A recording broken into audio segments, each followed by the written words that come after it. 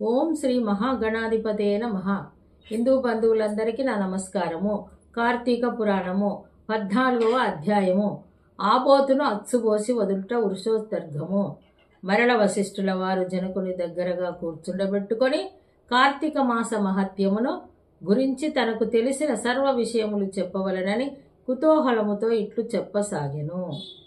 ఓ రాజా, కార్తీక పౌర్ణమి రోజున పితృప్రీతిగా వృషోత్తర్జనము చేయుట, శివలింగ సాలగ్రామములను దానము చేయుట, ఉసిరికాయలు దక్షిణతో దానము చేయుట మొదలగు పుణ్యకార్యముల వలన వెనకటి జన్మల ముందు చేసిన సమస్త పాపములను నశింపజేసుకొందురు.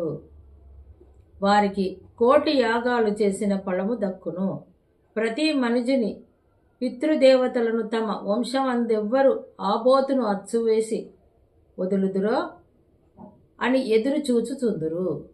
ఎవడు ధనవంతుడయ్యుండి పుణ్యకార్యములు చేయక, దాన ధర్మములు చేయక, కడకు ఆబోతును అచ్చువేసి పెండ్లి అయినను చేయక, అట్టివాడు రౌరవాది సకల నరకములు అనుభవించుటయేగాక వాని బంధువులను కూడా నరకమునకు గురి చేయును.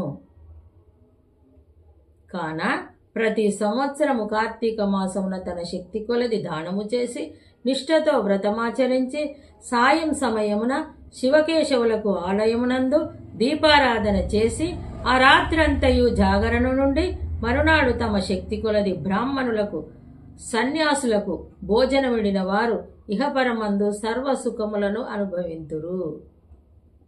కార్తీక మాసంలో విసర్జింపవలసినవి.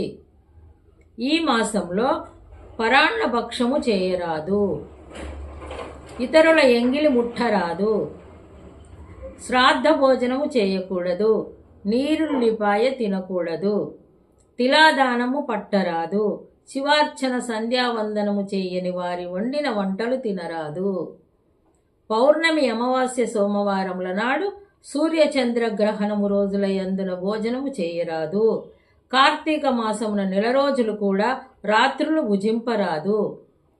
విధవ వండిన వంటను తినరాదు. ఏకాదశి ద్వాదశి వ్రతము చేయువారులు ఆ 2 రాత్రులు తప్పనిసరిగా జాగరము ఉండవలెను. ఒక్క పూట మాత్రమే భోజనం చేయవలెను. కార్తీక మాసంలో తైలము రాసుకొని స్నానము చేయకూడదు. పురాణములను విమర్శించరాదు. కార్తీక మాసమున వేడి నీటితో స్నానము చేసిన కళ్ళుతో సమానము. బ్రహ్మదేవుడు చెప్పెను. కావున వేడి నీటితో స్నానము కూడదు. ఒకవేళ అనారోగ్యముగా ఉండి ఎలాగైనా విడవకుండా కార్తీక మాస వ్రతము చేయవలనన్న కుతూహలం గలవారు మాత్రమే వేడి నీటి స్నానము చేయవచ్చును. అటుల చేయువారులు గంగా, గోదావరి, సరస్వతి, యమునా నదుల పేర్లను మనసులో స్మరించి స్నానము చేయవలెను. ఏ నది తనకు దగ్గర ఉంటే ఆ నదిలో ప్రాతకాలమున స్నానము చేయవలెను. అటులు చేయని ఎడల మహాపాపి అయి జన్మ జన్మల నరక కూపమునబడి కృషింతురు. ఒకవేళ నదులు అందుబాటులో లేనప్పుడు నూతి దగ్గర గాని చెరువు దగ్గర గాని చేయవచ్చును. అప్పుడు ఈ క్రింది శ్లోకమును చదివి మరీ స్నానం ఆచరించవలెను. గంగై చైవ యమునై చైవ గోదావరి సరస్వతి నర్మదే సింధు కావేరి జలస్మిన్ సన్నిధిం కురు అని పఠించుచు స్నానము చేయవలెను. కార్తీక మాస వ్రతము చేయువారు పగలు పురాణ పఠనము, శ్రవణము, హరికథ కాలక్షేపములతో కాలము గడపవలెను. సాయంకాలమున సంధ్యావందనాధికారి కృత్యములు ముగించి పూజా మందిరముననున్న శివుని కల్పోక్తముగా ఈ క్రింద విధముగా పూజింపవలెను. కార్తీక మాస శివ పూజ కల్పము. ఓం శివాయ నమః ధ్యానం సమర్పయామి. ఓం పరమేశ్వరాయ నమః ఆవాహనం సమర్పయామి. ఓం కైలాసవాసాయ నమః నవరత్న సింహాసనం సమర్పయామి. ఓం గౌరీనాథాయ నమః పాద్యం సమర్పయామి. ఓం లోకేశ్వరాయ నమః అర్ఘ్యం సమర్పయామి. ఓం వృషభవాహనాయ నమః స్నానం సమర్పయామి. ఓం దిగంబరాయ నమః వస్త్రం సమర్పయామి. ఓం జగన్నాథాయ నమః యజ్ఞోపవీతం సమర్పయామి. ఓం కపాలధారిణే నమః గంధం సమర్పయామి. ఓం సంపూర్ణ గుణనాయ నమః పుష్పం సమర్పయామి. ఓం మహేశ్వరాయ నమః అక్షితం సమర్పయామి. ఓం పార్వతీనాథాయ నమః ధూపం సమర్పయామి. ఓం తేజరూపాయ నమః దీపం సమర్పయామి. ఓం లోకరక్షకాయ నమః నైవేద్యం సమర్పయామి. ఓం త్రిలోచనాయ నమః కర్పూర నీరాజనం సమర్పయామి. ఓం శంకరాయ నమః సువర్ణ మంత్రపుష్పం సమర్పయామి.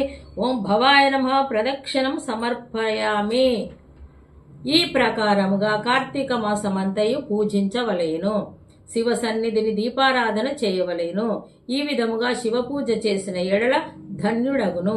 పూజానంతరము తన శక్తిని బట్టి బ్రాహ్మణులకు సమారాధన చేసి దక్షిణ తాంబూలాది సత్కారములతో సంతృప్తి పరచవలను. ఇటుల చేసిన 100 అశ్వమేధ యాగాలు చేసిన ఫలము కలుగును. కార్తీక మాసము 1 రోజులు బ్రాహ్మణ సమారాధన, శివకేశవుల సన్నిధి నిత్య దీపారాధన, తులసి కోట వద్ద కర్పూర హారతులతో దీపారాధన చేసిన ఎడల వారికి వారి వంశీయులకు పితృదేవతలకు మోక్షము కలుగును. శక్తి కలిగి ఉండి కూడా ఈ వ్రతమును ఆచరించని వారు 100 జన్మలు నానా యోనులందు జన్మించి తర్వాత నక్క, కుక్క, పంది, పిల్లి, ఎలుక మొదలగు జన్మలెత్తుదురు. ఈ వ్రతము శాస్త్రోక్తముగా ఆచరించిన ఎడల 15 జన్మల యొక్క పూర్వ జ్ఞానము కలుగును. వ్రతము చేసినను, పురాణము చదివినను, విన్నను అట్టివారులకు సకల ఐశ్వర్యములు కలిగి మోక్ష ప్రాప్తి కలుగును. ఇట్లు స్కంద పురాణాంతర్గత వశిష్ఠ ప్రోక్త కార్తీక మహత్యమందలి 14వ అధ్యాయము 14వ రోజు పారాయణము సమాప్తము. భక్తిపూర్వక సమర్పణ.